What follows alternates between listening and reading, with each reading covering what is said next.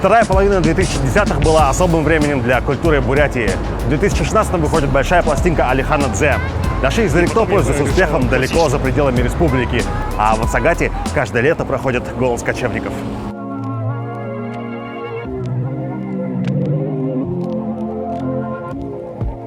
Улан-Удэнский рэп-движ медленно приходит в упадок, рождая на своих обломках Хаски и Everzaid.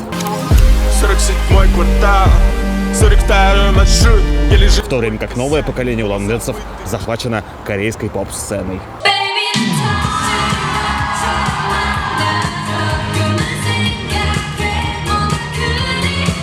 Смартфоны становятся доступны как никогда раньше, и значительная часть жизни, а с нею и культуры, перемещается в интернет. Сначала паблики ВК, а потом и другая популярная соцсеть делают возможными феномены типа Бато или Улзар.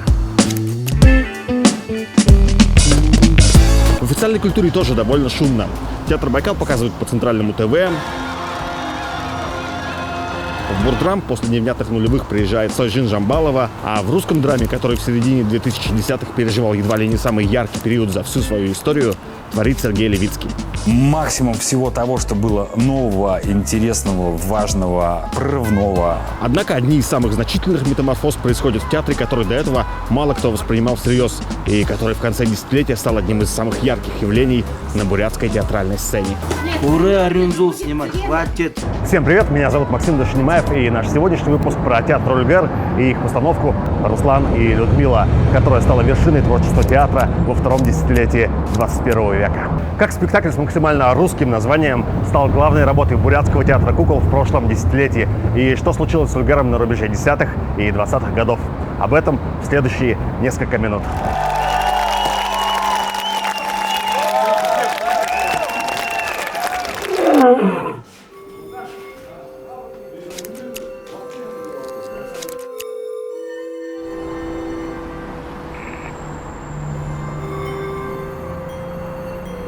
После 4 золотых масок во второй половине нулевых Ульгер провел несколько не самых выразительных сезонов и к середине 2010-х подошел в статусе довольно типичного провинциального театра кукол, правда, с национальным колоритом.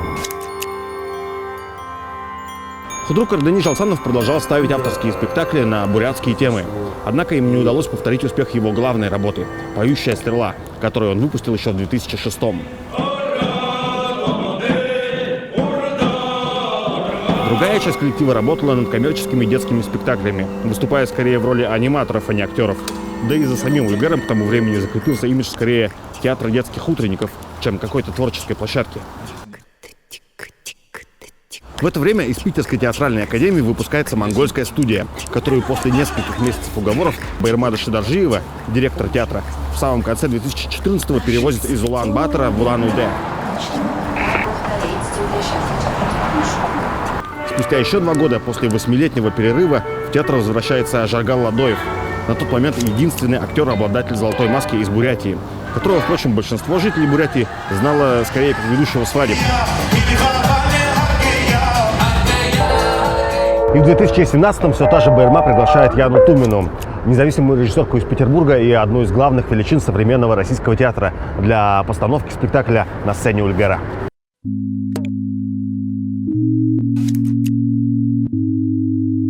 Я никогда не думал, что я буду играть прямо Руслана русскую, тем более Пушкина. Для меня это не близкий. Русский герой, там, любовник.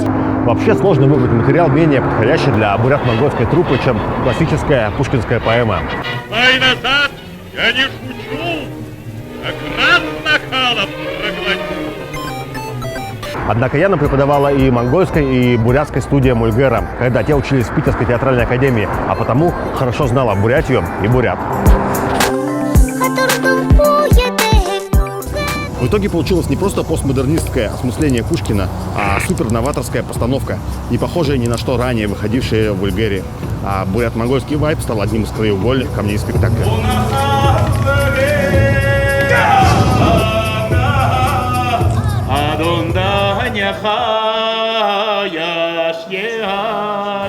Здесь нет четких границ между перформансом, драмой и кукольным театром. И в этом смысле ульгеровские «Руслан и Людмила» гораздо ближе к мультфильму или к кино, чем к театру кукол в его классическом понимании. Во многом это удалось благодаря соавтору спектакля, художнице Кире Камалетдиновой, и специально построенной для постановки сцене, под которой, несмотря на внешнюю простоту, протекает своя, скрытая от зрителя жизнь.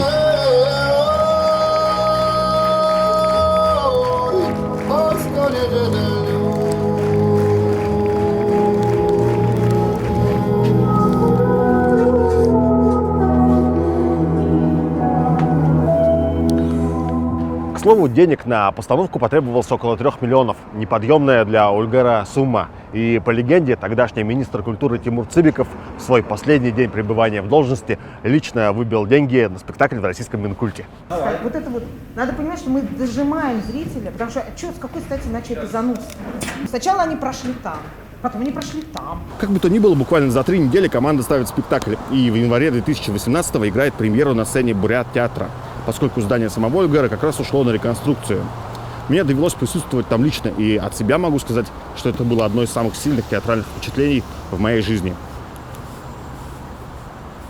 Бурятский театр кукол «Ульгер» принял участие в престижной премии «Золотая маска» в Москве. Бурятские актеры представили зрителям спектакль по произведению Александра Пушкина «Руслан и Людмила». Сразу после премьеры в Улан-Удэ Ульгер едет показывать Руслана и Людмилу в Улан-Батор.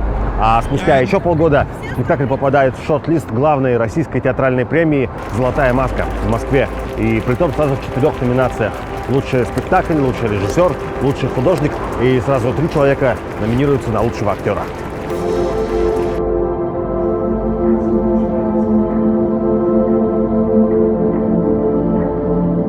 Помимо Дава Сурена и Булгана, которые сыграли главные роли, на премию номинировали Дашира Абданова, который в Бурятии был больше известен как клоун Пупсик. Но в этой работе раскрылся совершенно иначе.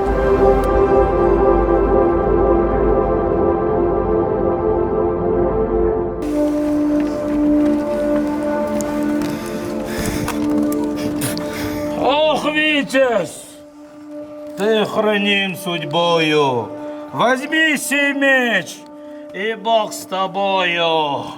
Вообще, говоря об актерах, сложно не отметить Аллу Натансон, знаковую для бурятского театра кукол фигуру, которая представляла еще старую команду Ульгера из 90-х. А кроме того, единственную не бурят-монголку в этой, казалось бы, классической русской истории.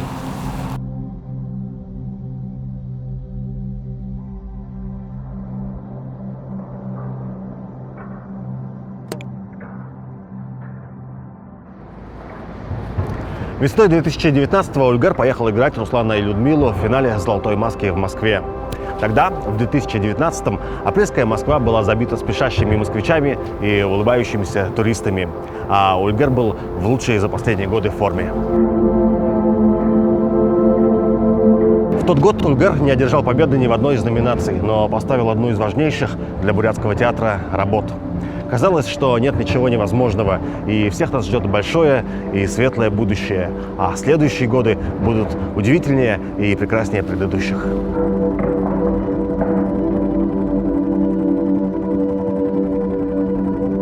Нашей команде посчастливилось быть рядом с Ульгером в тот год. Мы вместе полетели в Москву, взяв с собой видеокамеру.